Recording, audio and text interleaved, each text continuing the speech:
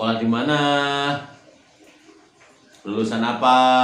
Udah pernah kerja apa belum? Keluarga di mana? Udah pernah naik kereta belum? Saran aja sih buat temen-temen, ketahuilah beberapa hal.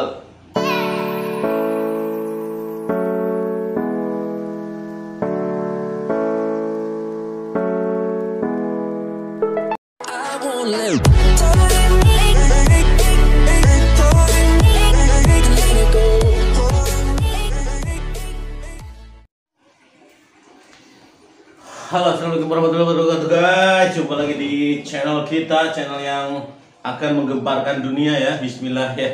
Semoga kemarin gue udah sedikit bertutur kata, berkata-kata atau berjelas-jelas seetiknya perihal psikologi. Psikologi kita akan ambil contoh dari lulusan 2021.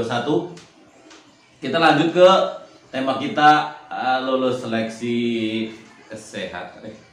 Dari psikologi itu wawancara ya. Jadi kita lihat wawancara itu apa aja sih harus dibawa. Check this out, langsung to the point, gak usah banyak nyut-nyut. Read more.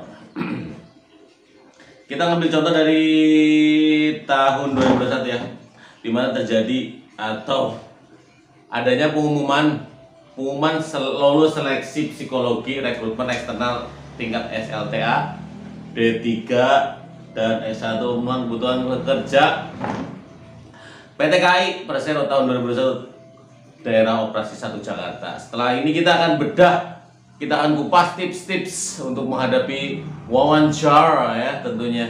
Setelah psikologi kita lanjut wawancara. Kita lihat mekanismenya dulu secara harfiah, secara benar. Ya, untuk Daup 1 Jakarta sendiri itu dibagi menjadi 2 gelombang, yaitu Rabu 1 Desember 2021 dan Kamis 2 Desember 2021. Dari kesehatan, kalau nggak salah kemarin itu dari kesehatan dari psikologi itu ada sekitar 300-an nih, lanjut jadi 86 orang ya. Cukup fantastis juga ya, gugur ya. Jadi psikologi juga cukup menggugurkan karena setiap tahapan itu, setiap seleksi itu menggunakan sistem gugur. Jadi pastikan dirimu adalah menjadi versi terbaik untuk setiap tahapannya. Ya, untuk ini contoh ada 86 untuk Daup 1 sendiri dibagi menjadi 2 gelombang udah. Untuk lokasi seleksinya ada di Cikini Raya ya, stasiun Cikini di kantor pusat Daup 1 Jakarta tentunya. Peserta wajib datang di lokasi seleksi minimal 15 menit sebelum pelaksanaan seleksi ya. Harus jaga-jaga ya buat teman-teman yang mungkin jauh dari lokasi. Bisa persiapan prepare lebih awal ya.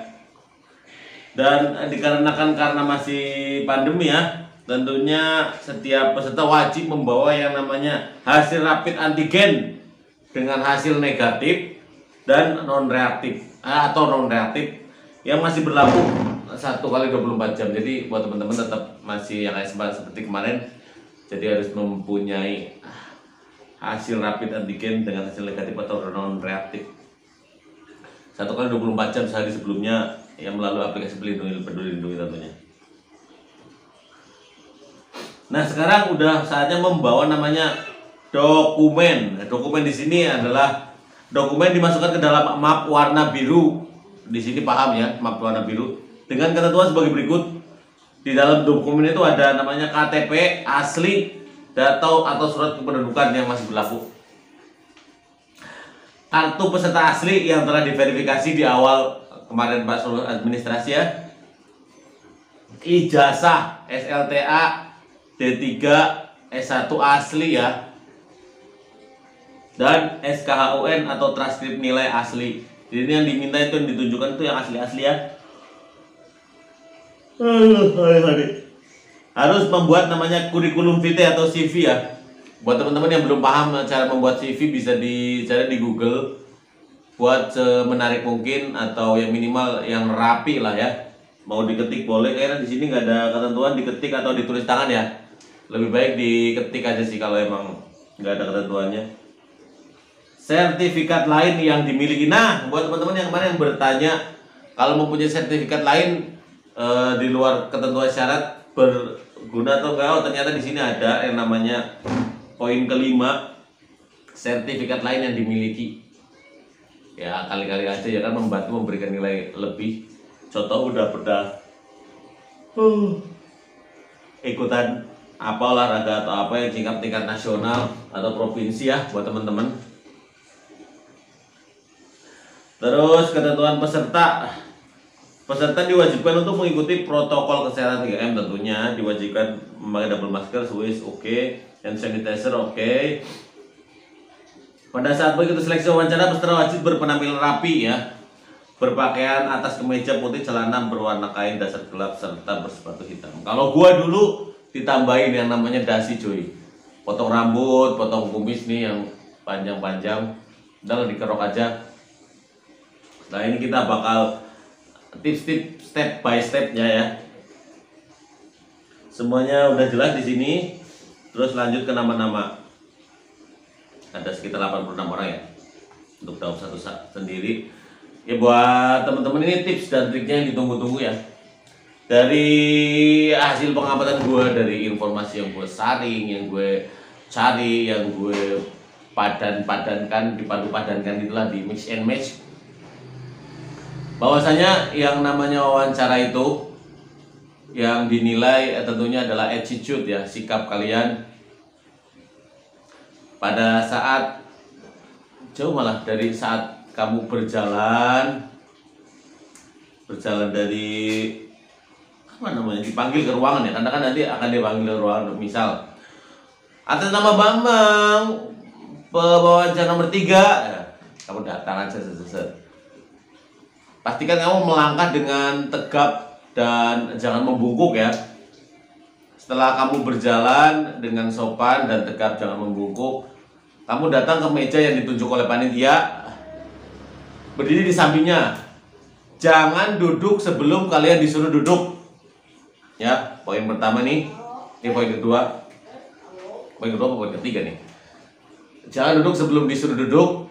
Setelah kamu dipersilakan duduk, tariklah kursi agak diangkat ya, supaya tidak menimbulkan bunyi. Karena itu salah satu bentuk penilaian juga ya, menurut gua, ya, menurut pengalaman juga. Jadi agak diangkat, set. Setelah duduk juga jangan menyandar ya, jangan menyandar, jangan leha-leha seperti itu ya. Letakkan tangan di atas kayak gini, atau mungkin di bawah atau di paha ya. Sikap sempurna. Nah, di sini mulai kamu bertatap muka dengan seorang pewawancara ya, atau panitia pewawancara. Disitulah mulai yang namanya penilaian sikap, pengetahuan dan lain-lainnya. Kalau sekedar ingin berbagi sih, kalau diriku dulu dipertanyakan tuh, dulu sekolah di mana, lulusan apa, udah pernah kerja apa belum, keluarga di mana, udah pernah naik kereta belum. Saran aja sih buat temen-temen, ketahuilah beberapa hal perihal kereta, perihal dunia perkeretaapian, mulai dari mungkin tanggal ulang tahun, atau apa itu stasiun, atau apa hal gitu. Karena gua dulu ditanya oleh pewawancara itu, apa yang kamu ketahui tentang dunia kereta ya? Jawaban gua adalah, saya hanya tahu tentang stasiun dan ada kereta pak, tidak lebih. Karena dulu emang diriku belum pernah naik kereta cuy. Gue naik kereta ya pada saat pendaftaran itu. Gak apa-apa sih, jujur aja sih. Tingkat kejujuran juga mempengaruhi ya. Kemudian dari pertanyaan, kamu kan pastinya akan lari ke jawaban ya. Jangan membuat jawaban yang menimbulkan pertanyaan ya. Contohnya apa ya, kalian mungkin bisa cari di Google. Misal nih ya, kamu ditanya hobi kamu apa, membaca, ya udah membaca komik kayak gitu kan, jadi terlalu melebar ya. Jadi untuk arah nanti pertanyaan juga akan disesuaikan dengan jawabanmu, meskipun pihak panitia sudah pasti udah punya yang namanya draft pertanyaan, hal-hal yang harus dipertanyakan ya. Jadi jangan sampai dari jawabanmu itulah yang membuat kamu kesulitan. Selebihnya kembali lagi setelah dinyatakan selesai, kamu berdiri, ucapkan terima kasih. Sebelum ucapkan terima kasih, kamu salaman dulu lah. Terima kasih, berdiri. Seperti biasa untuk masalah kursi, jangan agak digeret, jangan menimbulkan bunyi. Setelah itu balikin lagi. Alhamdulillah kamu selesai. Secara garis besar sih tentang sikap ya untuk wawancara ini. Kamu boleh mencari referensi perihal tata cara wawancara di entah itu di Google, di YouTube. Itu akan sangat membantu buat teman-teman buat mengatasi yang namanya hal-hal yang mungkin ya bisa menggugurkan kamu. Kan tidak mungkin ya. Hal kecil akan menggugurkan kamu, berbahaya loh guys. Seriusan. Jangan sampai itu jadi bumerang yang sangat berbahaya membuatmu gagal. Karena di sini cukup banyak yang gagal dari psikologi aja. Untuk daun satu ya, dari 300 jadi 80, berarti lebih dari setengahnya dong, sekitar 60%-nya malah.